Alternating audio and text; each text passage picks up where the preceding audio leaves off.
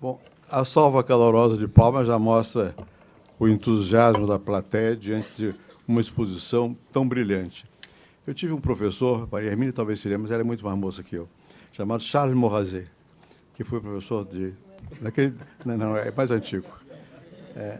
Era o professor... Aquele termo não se chamava só de política, de ciência política. E ele dizia que era muito importante que as pessoas, quando fossem escrever um texto, fizessem uma exposição, fossem organizadas. E como bom francês, aquele sistema cartesiano, tem que dividir o seu discurso. Na apresentação, você diz o que você vai fazer. Depois você faz analiticamente, parte uma, um A, um B, um C, e por aí vai. E a síntese é uma volta ao início, enriquecido por todo esse desenvolvimento. Foi brilhante, foi isso que nós assistimos aqui. Uma exposição brilhante de alguém que domina a matéria e que tem bom senso, que é a coisa mais importante para que se possa realmente fazer que as instituições funcionem. E, de fato, eu acho que a exposição mostra bem o que tem sido o papel do Supremo Tribunal Federal no Brasil. Eu fui constituinte, mas eu costumava mesmo antes assistir às sessões do Supremo. Naquele tempo havia duas correntes, uma é do João Paulo Pertence e outra é do Moreira Alves. Uhum. E era um gosto de ver a briga entre esses dois gigantes, né? Eu, por temperamento, naquela altura, estava mais com Pertence, pela razão mais com Moreira Alves, que era muito bom expositor e debatedor. Então, desde então, eu passei a respeitar o Supremo e a compreender bem isso que foi dito aqui, a importância de nós termos esses poderes que são separados, mas que são harmônicos, e que é algo que não é tão fácil assim de exercer. Me recordo que, certa vez, sendo presidente da República, eu resolvi assistir à posse do eminente jurista e meu amigo Celso de Mello. Uhum. A primeira questão que se punha era a seguinte: não era habitual até então assistir posse de presidente do Supremo. Onde é que se senta o presidente da República e o presidente do Supremo? A cadeira fica na mesma altura? Pode parecer que é ridículo, mas não é, né? E eu concordei que ficasse à mesma altura, embora eu tivesse o voto e o outro não, mas os poderes eram assim. Só que o Celso nunca teve gripe, e ele falou 1h30. Foi brilhante, mas foi realmente, talvez, um pouco além do razoável. Mas o fato é que o Supremo tem procurado, esses anos todos, desempenhar tudo isso que o ministro mencionou e fez uma alusão a uma expressão que eu gostei muito, que é o vanguardismo iluminista, que é difícil de captar, mas é importante e tem que ser feito com autocontenção. Eu mencionei que fui constituinte. E, para dar mais uma vez a razão que disse o ministro, a nossa Constituição realmente abarca tudo. Uma certa ocasião, eu fui procurado por um comitê de senhoras que queriam discutir a questão das bibliotecárias. E vieram reclamar. Nós não estamos na Constituição. Eu digo, mas por que deveriam estar na Constituição? Aí elas me deram, eu tive que dar razão a elas, porque todos estão. E é verdade. Todos estavam na Constituição. Foi uma coisa muito difícil, era um momento muito especial da vida brasileira, em que se acreditava pouco no valor da lei. Se a lei não vai valer, quem sabe a Constituição vai valer. Então, todo mundo queria inscrever o seu direito, o suposto direito, na Constituição. Então, a Constituição nossa realmente é difícil de manejar, é muito minuciosa, mas ela guarda, no essencial, o que é fundamental: os valores da democracia, o modo de funcionar o sistema democrático, e ela desenha uma aspiração, eu não falo com referência a partidos, não, social-democrática. Quer dizer, atribui ao governo responsabilidades na solução de problemas sociais, saúde, educação, acesso à terra, etc., etc. Muito se criticou a Constituição por esse seu aspecto, que é, enfim, de dar mais encargos do que meios e muito mais direitos do que obrigações. Mas eu acho que é da natureza das Constituições, me permite o ministro, eu sou mero sociólogo, que a questão fundamental realmente são os direitos. E a Constituição é feita para definir os direitos e limitar o abuso dos direitos e dizer de que maneira se faz isso. Então, eu acho que a nossa Constituição, realmente nesse aspecto, ela foi bem sucedida. É claro que, como ela é minuciosa, para o funcionamento ser fluente, vai depender desse equilíbrio delicado entre o Congresso, o Executivo e o Judiciário. E, numa certa altura, não apenas lá nos debates constitucionais, nós ampliamos muito o acesso ao Supremo. Criamos figuras que não eram prevalecentes, a DIN, a ação direta em constitucionalidade. E novos atores que podem novos levar atores, matérias. sindicatos podem estar naquele tempo. Só o consultor-geral da República tinha acesso. Nós ampliamos, né, o acesso e, portanto, nós abrimos as portas à judicialização. Mas com consciência. Né? Eu me lembro bem de discussões com o Jubim, que então era deputado, a respeito disso. Ele disse, olha, a política vai terminar nos tribunais. Bom, depende dos políticos. Né? E eu acho que é uma coisa razoável, se os políticos não se entendem, que termine, pelo menos que termine num tribunal. É melhor do que terminar na baioneta. Né? E assim foi. Né? E nós criamos, inclusive, uma brecha para até mesmo para o ativismo político, judiciário, que foi o direito de injunção. Na verdade, o Supremo tem, pela Constituição, a possibilidade de, onde não existe a norma, ele ter uma ação normativa. Muita gente reclama e tal, mas nós fizemos isso. E eu acho que é muito importante isso, pela razão já dita aqui, porque também o Congresso sabe disso. Então, pode haver esse jogo, se vocês não fizerem, nós fazemos. Eu acho que é um mecanismo muito, muito interessante, muito importante para que as coisas possam fluir. De modo, ministro, que eu fiquei realmente deliciado em escutá-lo, não só pela clareza cartesiana da exposição, mas também por uma coisa que eu prezo muito, pelo senso de humor. Sua capacidade de, ao mesmo tempo, equilibrar um raciocínio límpido com um sentimento, um sentido de humor. Parabéns. Muito grato. Dou a palavra agora, primeiro, aos visitantes. Ah, os dois não, visitante é lá. Mas você não, eu dei a esquerda, vai para a esquerda. Pronto. Bom, que eu tive à esquerda do Joaquim a vida toda, isso não há dúvida, né, professor Joaquim?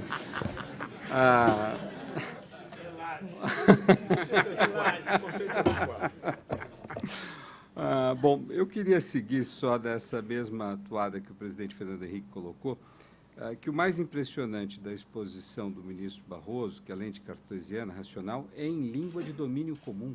Né? Isso é uma coisa fascinante, não só para todos que estão aqui, eu já vi em outras conferências de ministro do Supremo Tribunal aqui, e nem todas foram na linguagem comum que todos nós temos acesso. Então, acho que isso já faz da vida de todos nós algo muito melhor. Eu queria agradecer imensamente o ministro Barroso por ter se disponibilizado a vir fazer essa conferência. Outro dia eu comecei a julgá-lo um pouco irresponsável, porque eu recebi um e-mail de Viçosa, de uma colega, o ministro Barroso está aqui. Eu falei, não, agora ele enlouqueceu. Né? Pagar uma promessa. Literalmente. Era só por razão de promessa mesmo. Mas isso eu quero dizer que o ministro Barroso ele tem uma peculiaridade muito curiosa, que é esse fato de, muito embora tendo saído da academia e ido para o Supremo Tribunal Federal, em nenhum momento ele rompeu esse diálogo que tem sido intenso, tem sido contínuo e, mais do que tudo, tem sido um diálogo muito generoso por parte dele e franco. Né? Comentávamos um pouco um texto dele que está sendo submetido a uma revisão de jovens acadêmicos e o modo como ele recebeu com enorme tranquilidade, inclusive as críticas que lhe foram feitas. Então, além de falar português, ele é um ministro que aceita críticas. Isso já é um negócio fabuloso. Na história do Supremo, eu acho que já pode, na sua biografia, ter esse detalhe. Bom, eu, evidentemente, não gostaria de tomar o tempo daqueles que querem fazer pergunta, mas também, seguindo o presidente Cardoso, eu gostaria de dar um dado de sociólogo para a sua colocação. Né? Evidente, quando a Constituição brasileira chegou, quando ela nasceu, ela foi objeto de muitas críticas pela sua dimensão. Né? E ela, exatamente, o Miguelzinho Reale, que fala que da tunga à toga, da sunga todos estão presentes na Constituição brasileira. Né? Ela é um compromisso maximizador, ela integrou todos os interesses existentes na sociedade brasileira. Né? E há uma Constituição que é o contraposto disso, que é a Constituição americana. Né? E a história do Jefferson, que não participou da sua feitura, porque estava em Paris, quando ele volta, ele tira satisfação com o Madison, fala, mas como vocês fizeram uma Constituição que sequer tem uma Carta de Direitos? E o Madison dá uma explicação que ele não fica muito convencido, diz, olha, nós não conseguimos um consenso sobre várias questões substantivas e, portanto, deixamos de fora. Ele fala, então isso foi uma everyone's second choice, ou seja, não conseguimos acordar em coisas substantivas, acordamos num procedimento. A Constituição de 88 é o oposto, ela é uma everyone first choice. Né? Como não tinha acordo, eu aceito o seu, você aceita o meu, e todos seguimos nesse bonde constitucional. Uma das coisas mais fascinantes que eu presenciei em termos de exposição sobre Constituição é um livro chamado Constitutional Endurance, que faz uma análise quantitativa de todas as constituições do mundo, e, por incrível que pareça, as constituições que têm maior durabilidade são aquelas que têm o maior número de palavras, e de artigos, e de dispositivos. A Constituição americana é a exceção à regra. Ou seja, constituições são frutos de processos democráticos inclusivos, elas tendem a estabilizar o jogo político, porque todos têm a perder. Cada vez que você coloca a Constituição em risco, todos se arvoram a protegê-la. Vi, por exemplo, quando a presidente Dilma falou, vamos fazer uma Constituinte exclusiva. Em 1 minuto e meio, toda a sociedade brasileira se articulou para dizer, não vamos fazer isso. Agora, isso, sem dúvida nenhuma, gera ao Supremo uma carga de desafios brutal que o ministro Barroso colocou. Né? E aí a minha única pergunta, ministro, evidente que essa carga é descomunal, o número de ações que o Supremo recebe, o ministro Sepúlveda pertence, que diz toda vez que ele dá uma conferência fora do Brasil e fala do número, alguém chega para ele e diz, o senhor deve ter sido mal interpretado, falaram que eram 100 mil ações, toma cuidado com isso. Né? Agora, o Supremo tem uma diferença quando o senhor fala em função representativa, é que todos os outros que cumprem função representativa podem ser sancionados pelo erro das escolhas que fazem. Um presidente da República pode não ser eleito, um deputado pode não ser eleito, ou pode ser um presidente, inclusive, afastado por ter tomado decisões equivocadas. Esse é um problema que não afeta aos ministros do Supremo Tribunal Federal. O erro dele prevalece sem que ele seja sancionado. Então, como é que o senhor concilia essa noção de função representativa do Supremo com a irresponsabilidade dentro da estrutura republicana e democrática a qual o ministro Supremo está inserido? Ouvimos os dois? Ouvimos os dois. Joaquim, você tem que pegar e passar para lá.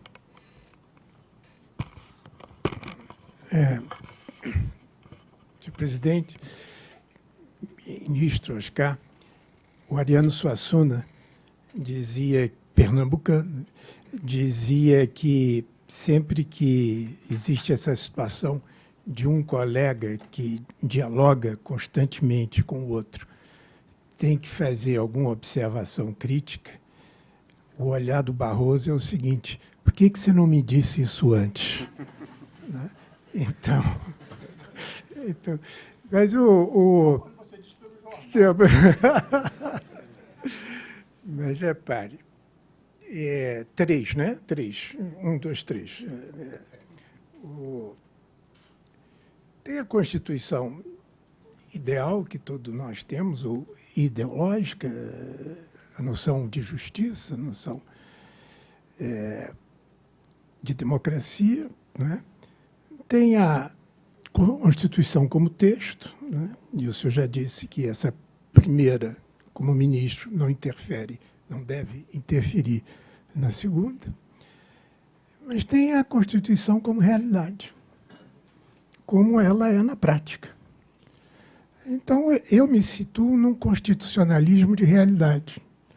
Quer dizer, nós, na FGV, Direito, temos nos preocupado em ver como é que o texto entra na vida e ele é praticado. Né?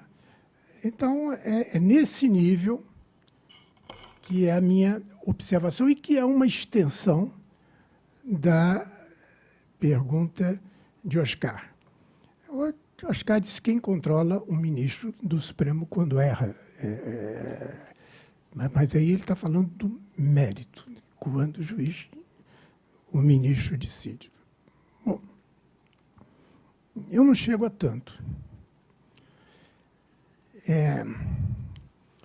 Eu estou preocupado, ministro, de que o Supremo é um colegiado, não é uma atuação individual de ministros. Os números mostram que mais de 90% das decisões são decisões monocráticas, individuais.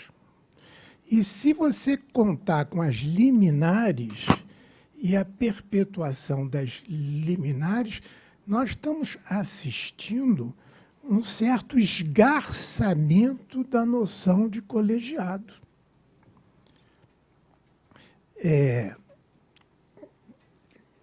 Dois exemplos, do qual um é claro, quer dizer, as normas administrativas que o Supremo se dá a si próprio, as normas operacionais que os ministros estabelecem para si próprio, muitas vezes não são cumpridas.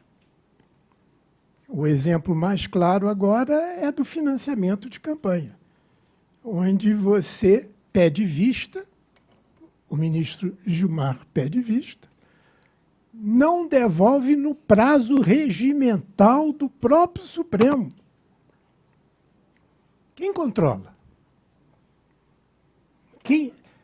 No fundo, você tem um pedido, é um poder de veto individual.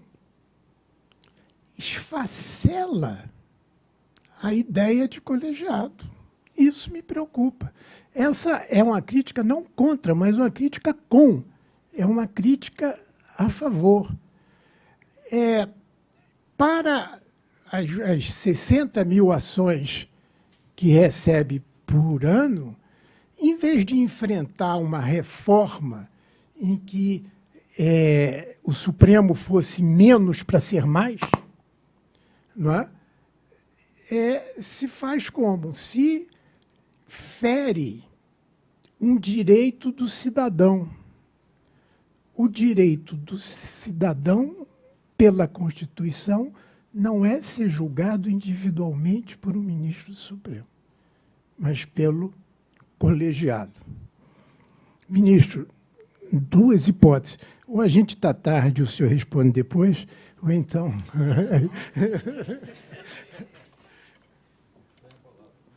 Aqui, ó.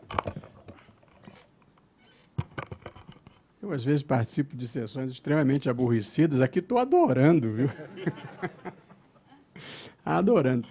Começo pelo Oscar. Eu me lembro, Oscar, a propósito da quantidade de coisas que tem na Constituição, a minha mulher não é do direito, a minha mulher é desenhista de moda. Tem essa virtude também. E um dia ela entrou, há muitos anos isso, logo depois da Constituinte, entrou lá no meu escritório de casa, e aí ela leu, eu tinha ido a um evento em Vitória, então tinha trazido um livro gordo, que estava na estante, e dizia assim, o Espírito Santo na Constituinte. E aí ela olhou e disse, você tem razão, puseram de tudo mesmo. Oscar, eu talvez pudesse responder a você que alguém nessa vida tem que ter o direito de errar por último. E esse direito é do Supremo. Mas não é verdade. Não que o Supremo não erre, porque erra. Para não fazer só elogios, eu acho que errou quando derrubou por inconstitucional a cláusula de barreira. Eu colocaria numa lista das decisões menos felizes do Supremo. E errou em outra dimensão, mas muito, quando manteve o monopólio postal na era da internet, o que é até difícil de explicar. Claro. Presidente, sobre esse tema do monopólio postal, um dia me liga o ministro Eros Grau. E o ministro Eros Grau, ele me liga e diz, Joaquim, eu preciso de um favor seu. Disse, pois não, ministro. É que eu preciso publicar um artigo na revista de Direito Administrativo, que é da FGV. Disse, pois não, ministro. É que eu errei, é que eu fiz um voto errado e quero consertar nesse artigo. Antes tarde do que nunca. Meu querido amigo Eros, mas realmente não foi. Mas a verdade é a seguinte: primeiro, existem maneiras de se consertarem erros do Supremo, e já aconteceu mais de uma vez consertar, ou por via de emenda constitucional, ou mesmo por via legislativa, de modo que o erro do Supremo pode até tirar o Congresso finalmente da inércia como reação ao Supremo. Num trabalho que Oscar e eu vamos debater daqui a 15 dias, eu mesmo faço uma lista das vezes em que o Congresso mudou a Constituição ou mudou a legislação. Não foram tantas, mas tem para lá de uma dúzia. E depois, e esse é um conceito, presidente, muito interessante, muito complexo, que é o seguinte: nessas decisões que não têm soluções pré-prontas, a legitimidade da decisão, ela se transfere para a minha capacidade argumentativa de demonstrar que aquela decisão é correta. Porque quando eu estou aplicando uma decisão do legislador, eu não preciso demonstrar a minha legitimidade. Mas quando eu estou construindo uma decisão, eu preciso argumentativamente demonstrar por que ela é justa, legítima e constitucionalmente adequada. E eu falo para um auditório, Supremo. O Supremo não é um auditório de si próprio. E, portanto, se eu não for capaz de demonstrar racional e argumentativamente para a sociedade, para a opinião pública, para a imprensa, que aquela minha decisão é correta, eu perco a minha credibilidade, o tribunal perde a credibilidade. Portanto, a democracia contemporânea, ela é feita de votos, essa é a sua dimensão representativa, ela é feita de direitos, essa é a sua dimensão constitucional, e ela é deliberativa, ela é feita de razões, ela é feita do debate público, ela é feita da minha capacidade de convencer o público, o auditório do Supremo, que é a sociedade, que aquela decisão é correta. Isso pode parecer pouco, mas é um peso muito grande. Ninguém gosta de passar por burro, por ignorante, por despreparado, por arbitrário. E essa é uma constituição muito grande na atuação do Supremo. Quanto ao Joaquim e a questão da Constituição Real, você me lembrou, eu vou citar de memória, provavelmente com alguma imprecisão, mas da Constituição, um poeta espanhol, ele dizia algo mais ou menos assim: este lindo cielo arcanzuela, este lindo cielo azul que todos vemos, ni es cielo, ni es azul. Lástima grande não ser verdade tanta beleza. Que é uma forma poética de dizer nem tudo que está na Constituição. Uma Constituição é um projeto de país. E acho que nós avançamos. O Brasil, apesar de nós vivermos um momento difícil, nós percorremos um longo caminho e nós andamos na direção certa. Não na velocidade desejada, mas na direção certa.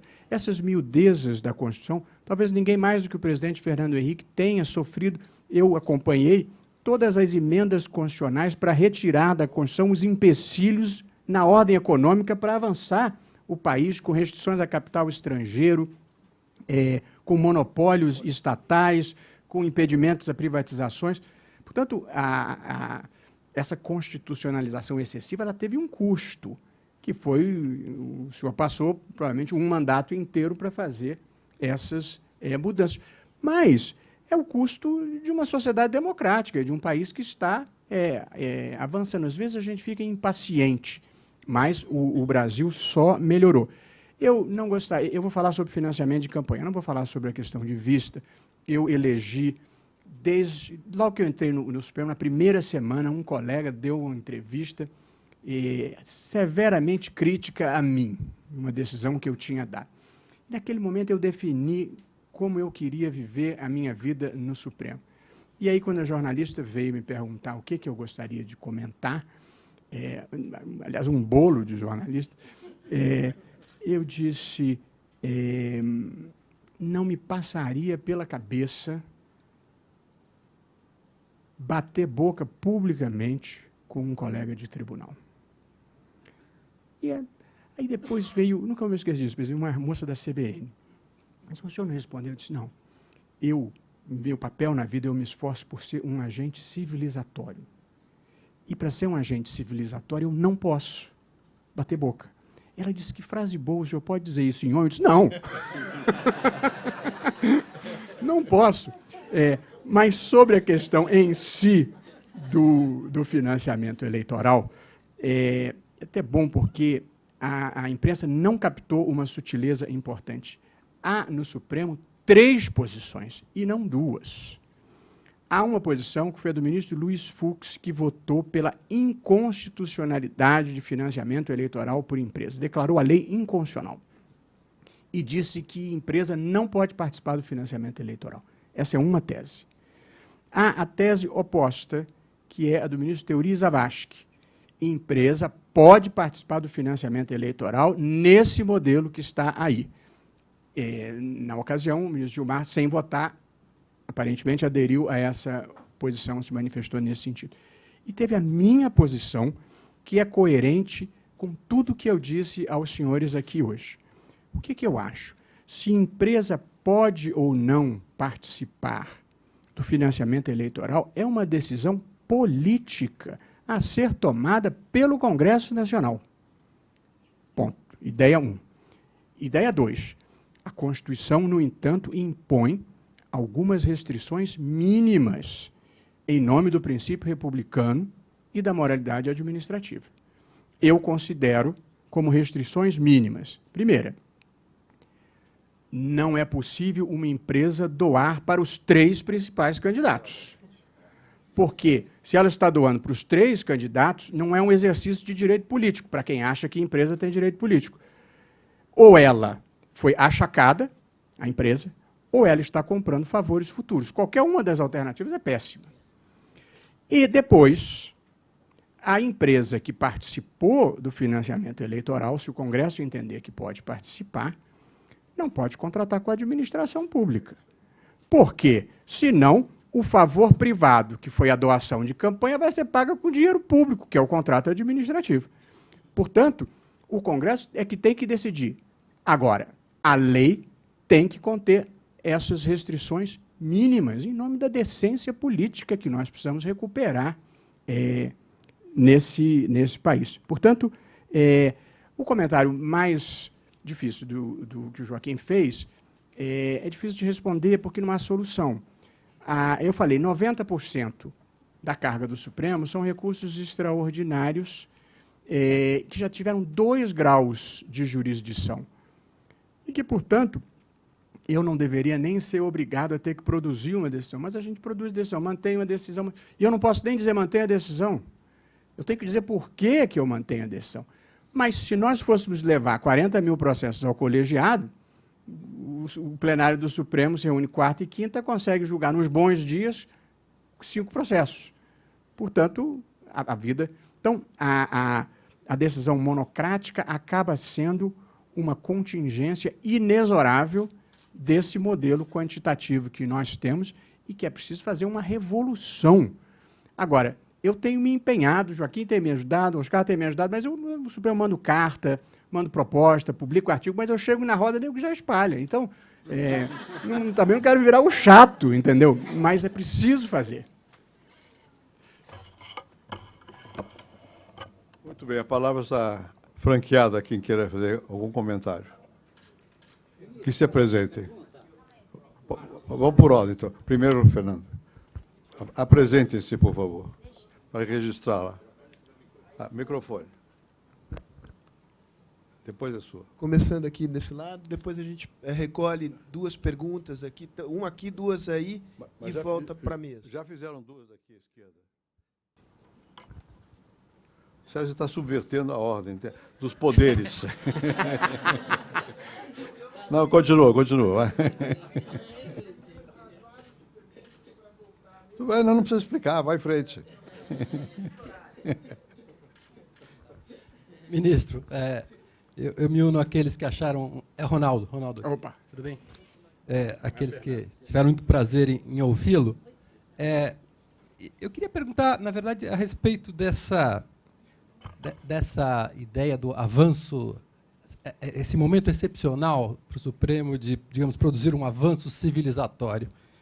Por que colocar nesses termos? Quer dizer, que é um termo em termos consequencialista, seria um momento onde o Supremo teria uma certa liberdade especial, não mais de estar, digamos, interpretando o direito no qual, digamos, uma tradição está enraizada, mas antes rompendo, seria, de alguma forma, essa interpretação, que a maneira como o senhor, interpreta o próprio caso Brown, onde digamos, entender o caso Brown como ruptura é tentador, ainda que não seja, digamos, uma interpretação única. Muitos, inclusive autores que o senhor admira muito, preferem ver não tanto, digamos, uma ruptura, sim, com a letra, com a legalidade, com a norma positivada, mas não necessariamente com o direito ou com os princípios gerais do direito americano. Mas ainda menos evidente é no caso, digamos, da decisão sobre o anencéfalo, né, ou na decisão sobre o casamento, a união homoafetiva. Por que imaginar que seriam, digamos, momentos desse vanguardismo iluminista e, portanto, de ruptura, e não mais, e não propriamente momentos de interpretação dos direitos no sentido forte, ou seja, dos direitos que estão garantidos nos princípios gerais da ordem jurídica a que pertence, digamos, àquela questão. Por que entender isso? A ideia de iluminismo civilizatório é perturbadora, e eu não entendi por quê. Se isso é um compromisso, digamos, metodológico, da maneira como o senhor vê a própria tarefa, limites e método da hermenêutica constitucional. Eu gostaria de ouvir mais sobre isso. Ok. Uma observação interessante, Ronaldo, e brevemente, é que mesmo o Supremo Tribunal Federal, como a Suprema Corte, quando toma uma decisão, eu não gostaria de chamar de ruptura, eu gostaria de chamar de mudança de paradigma. Se você dá um passo à frente, mesmo nesses casos, você faz isso respaldado. Quer dizer, eu disse, o casamento entre pessoas do mesmo sexo não tinha, como não tem maioria na sociedade, e em certos estratos, provavelmente, se você perguntar, o sujeito vai dizer que tem que bater. Portanto, há matérias em que você não pode se valer de uma lógica da política majoritária. Você precisa se valer de uma lógica que é a lógica da melhor razão. Por isso que eu usei a palavra iluminismo por associar a ideia de razão. Porém, o casamento entre pessoas do mesmo sexo, assim como a interrupção da gestação, teve apoio, não tinha apoio majoritário, mas os setores verdadeiramente formadores de opinião na sociedade já apoiavam. Assim como nos Estados Unidos, quando eles decidiram Brown e acabaram com a segregação racial nas escolas públicas, não era a maioria, e nos Estados do Sul, então, não conseguiriam nunca. Porém, a parte mais esclarecida da sociedade americana já apoiava aquele movimento. Portanto, eu usei iluminista um pouco para valorizar a ideia de razão e dizer que nem tudo na democracia é fundada no princípio majoritário. Mas eu fui cheio de reservas, com muita parcimônia, em situações excepcionais, e eu acho que há mais uma ou outra no Brasil. Mas, como tem imprensa aqui, eu não posso falar, porque eu estaria, eventualmente, prejulgando alguma coisa. Mas, reservadamente, eu lhe dou um exemplo em que é indispensável um impulso iluminista, porque você não consegue contar com a sociedade, e, às vezes, você tem grupos minoritários, seja religiosos ou por qualquer outra natureza, que bloqueiam a agenda de coisas que precisam avançar. Por isso que eu usei esse conceito, mas usei com toda cautela, toda parcimônia, existe risco democrático, e acho que a sua preocupação é fundada. Mas a ideia de iluminismo está associada à ideia de razão. Como eu estava sobrepondo a razão à vontade majoritária, eu achei que iluminista era um bom termo. Isso chama atenção, é bom. Vamos em frente. E acho que valeria a pena agora, na segunda rodada, um conjunto de perguntas para a gente ganhar tempo. E aí volta à mesa.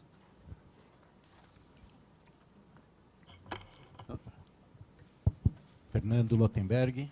Ministro, ouvimos com muito prazer a sua exposição. Uma pergunta curta.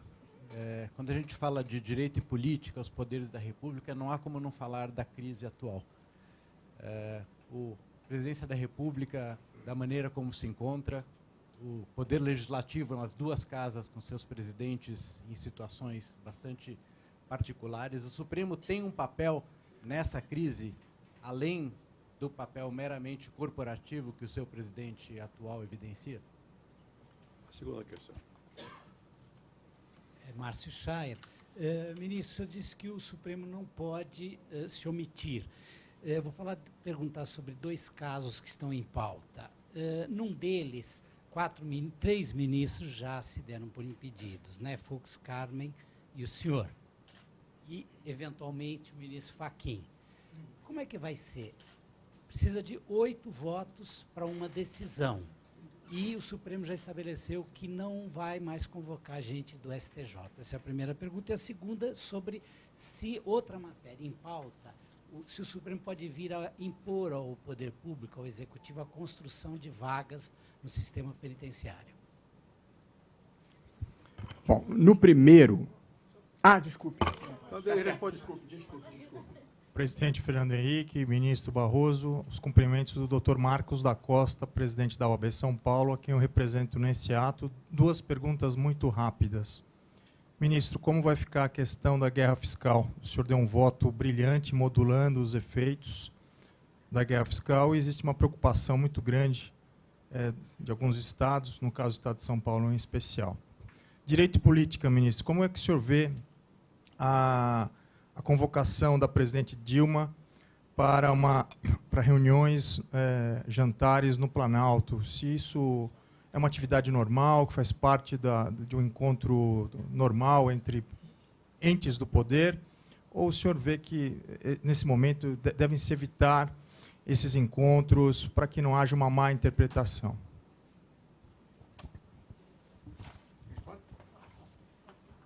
Responde. Eu vou começar pela última.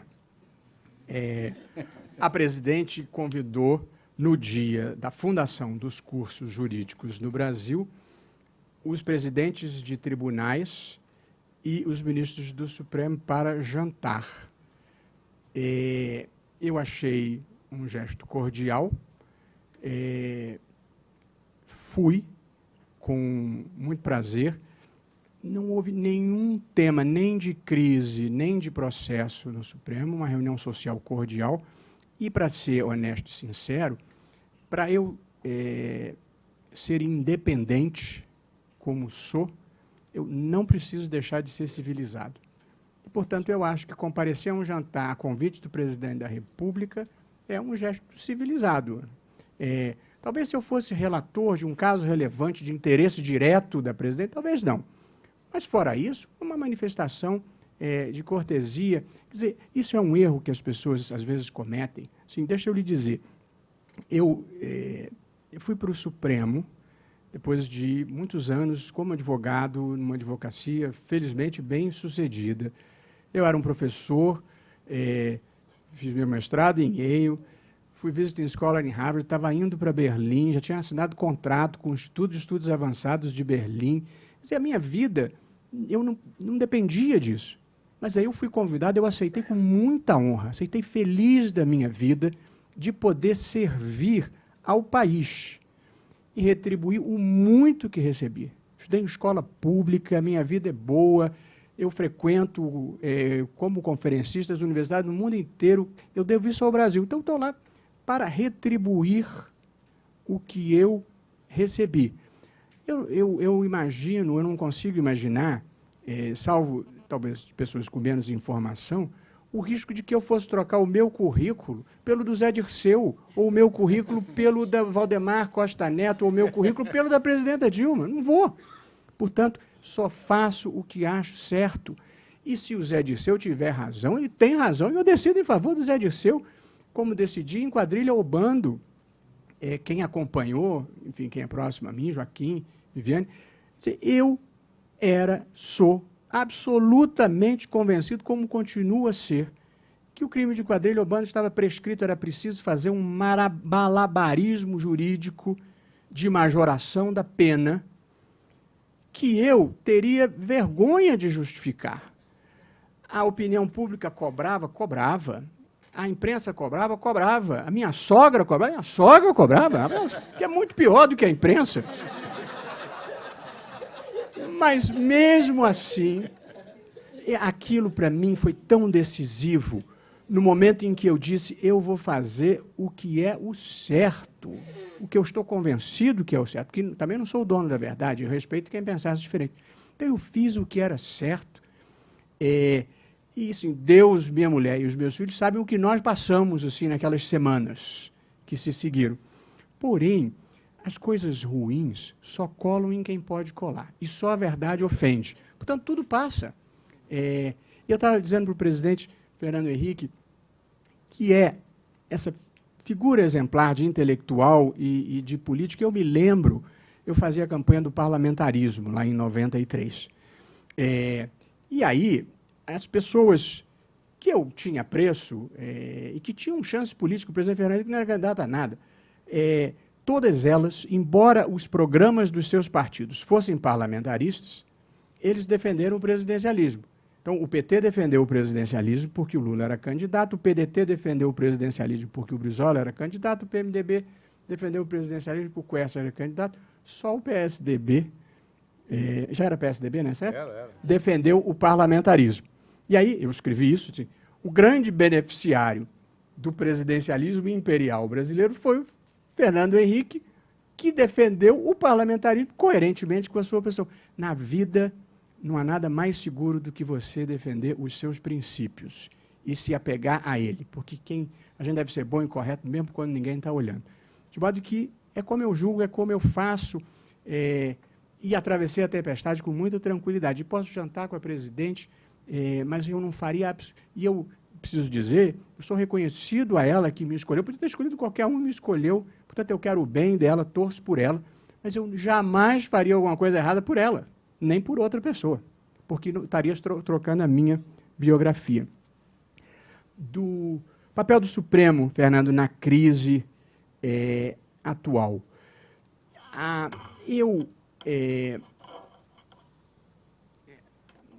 Quer dizer, o Supremo tem um papel, sobretudo, jurisdicional, e, de alguma forma, participa do debate público. Eu não sou a pessoa para fazer declarações políticas, nem intervenções políticas. Às vezes até tenho vontade, mas essa é uma autocontenção. Quer dizer, se você quer ocupar um espaço institucional, você não pode participar do varejo da política. Então, eu escolhi para a minha vida participar do debate institucional. Os ministros do Supremo são garantidores da Constituição e, portanto, das instituições. O tempo institucional é diferente do tempo da política. Uma democracia como a brasileira de 30 anos é uma democracia jovem. Claro que, se houver alguma coisa que institucionalmente permita a mudança, a vida seguirá o seu curso. Mas nós precisamos ter um cuidado no Brasil de não trocar o nosso patrimônio institucional para abreviar o tempo de um governo que se tornou impopular. Portanto, o varejo da política não pode derrotar as instituições. Essa, eu diria, é uma declaração que eu posso dar porque eu me considero uma pessoa que foi escolhida para preservar as instituições. Portanto, eu, por exemplo, defendo, comentava desde 2006, escrevi uma proposta defendendo o semipresidencialismo, que é um modelo em que você, como se pratica em Portugal, como se pratica na França, adaptado ao Brasil, que seria a solução para essa crise. Evidentemente, não dá para você implantar um modelo assim, mas eu certamente pensaria como uma forma culturalmente melhor nós termos um modelo semipresidencialista daqui a 8 anos. Como é em todo o mundo, o presidencialismo é um fenômeno americano, só deu certo nos Estados Unidos por razões peculiares. Então, eu acho que, e eu, quando escrevi, disse, nós temos que aproveitar a bonança para fazer essa mudança institucional que vai neutralizar as nossas crises futuras. Mas a pior coisa que existe na vida é você, depois que aconteceu, dizer, eu falei, mas eu falei. E planos econômicos, Márcio, eu não participo de planos econômicos porque, por duas razões. Na semana, uma ou 2 semanas, antes da presidenta me convidar, eu recebi o diretor jurídico do Banco do Brasil, Dr. Machado, que disse: eu estou muito preocupado com o Supremo, gostaria de contratar o senhor. Eu estudei o assunto e propus a ele o que eu achava que deveria ser feito, que foi o seguinte: primeiro é preciso despolitizar essa questão, de modo que, disse eu a ele, eu acho que o senhor deveria pedir a todos os ex-presidentes do Banco do Brasil, voltando para trás, então Lula, presidente Fernando Henrique, presidente Itamar, e todos os presidentes do Banco Central, dizerem que eles entendem que não houve ganho indevido dos bancos, nem perda ilegítima dos poupadores, porque isso despolitiza. A segunda, e ele fez isso foi feito. Portanto, eu participei da estratégia de defesa, não posso julgar, evidentemente não posso participar desse julgamento.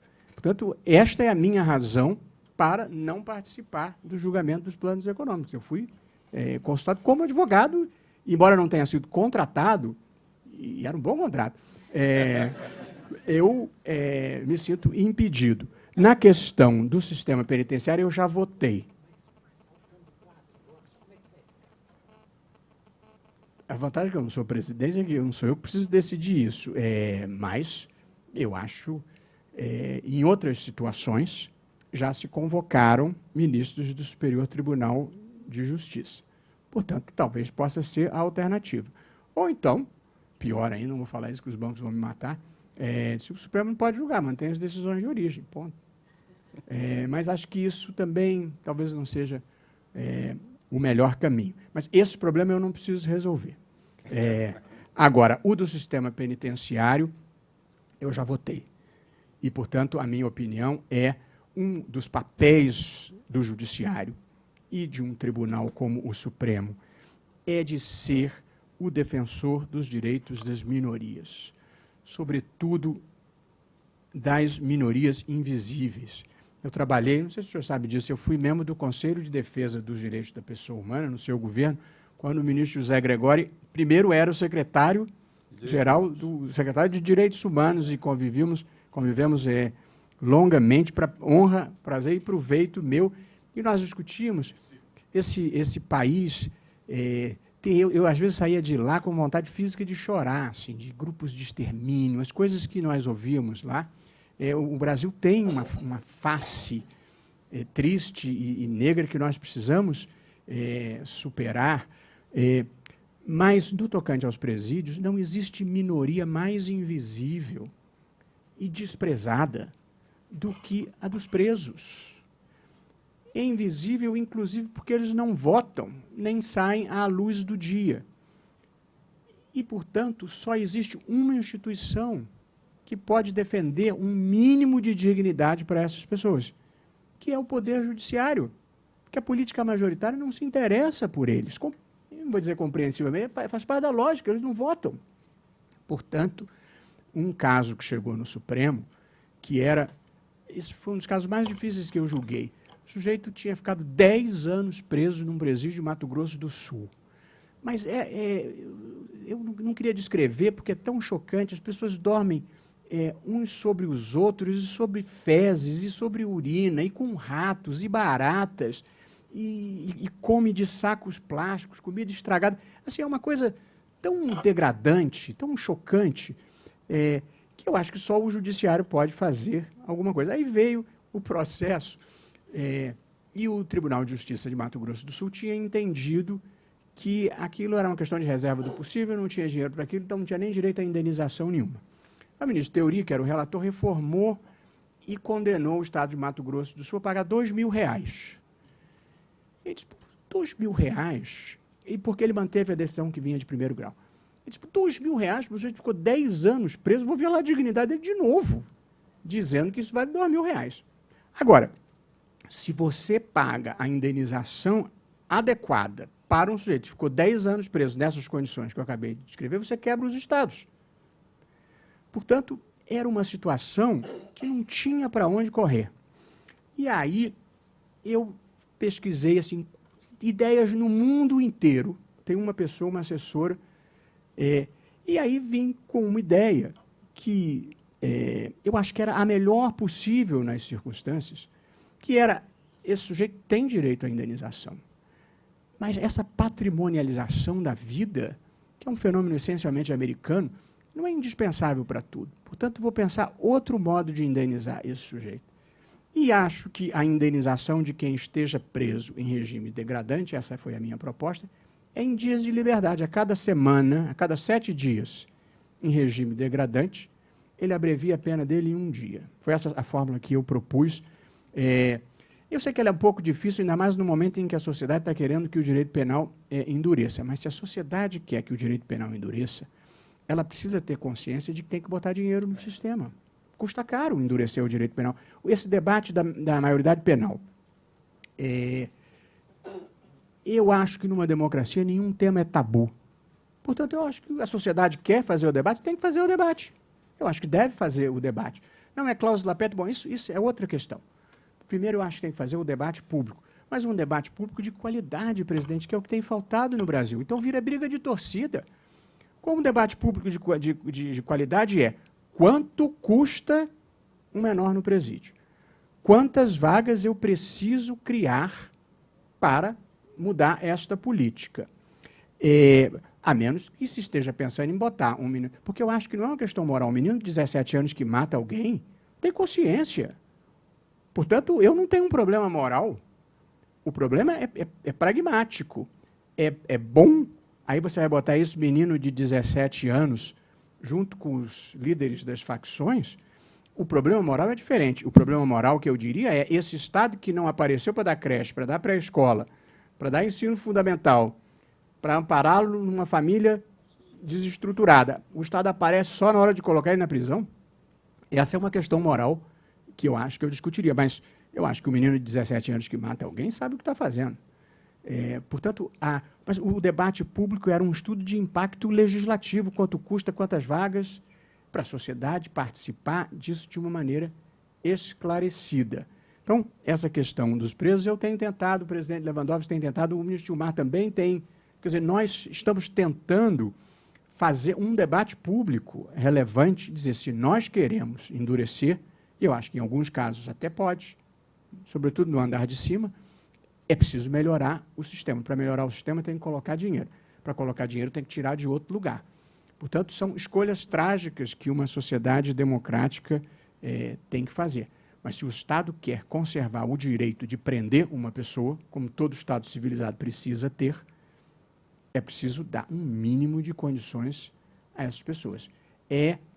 Assim, é um filme de terror. Parece que nós estamos, não é nem na Idade Média, na pré-história, de violências sexuais, de violências físicas, de condições... assim, é quase enojante você narrar o que acontece. Então, é preciso fazer alguma coisa. Quem pode fazer é o Judiciário. Desculpe eu ter me alongado, mas esse é um assunto terrível. Muito bem, eu tenho a impressão de que nós não podemos abusar, além de certo limite, da paciência e da boa vontade do ministro Barroso. Hoje nós assistimos realmente aqui não só uma exposição brilhante, como no debate, uma capacidade argumentativa convincente. E isso é um bom exemplo para todos nós. Por isso, não tenho outra palavra a dizer, senão muito obrigado. O senhor honrou o Supremo Tribunal Federal e nos ajudou, a todos nós, a compreender melhor as suas funções como magistrados. Muito obrigado. É uma honra para mim estar aqui.